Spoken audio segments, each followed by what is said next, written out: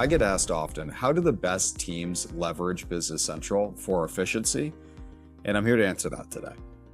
The best teams that I see that leverage Business Central in the right way, they're not just treating Business Central as an accounting system and really a source of record keeping and just generating financial reports.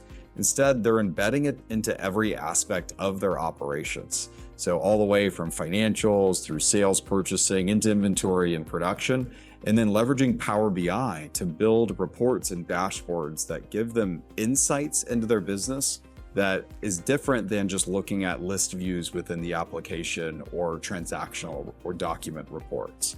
They're using it to enhance their decision-making, reviewing the telemetry and signals that are coming out from their business, and not just treating it as like true accounting and financial transactions.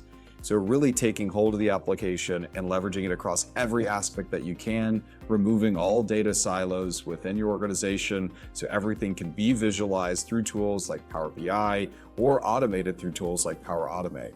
Those are certainly the best types of teams that I've seen leverage Business Central and get the most amount of efficiency out of the tool.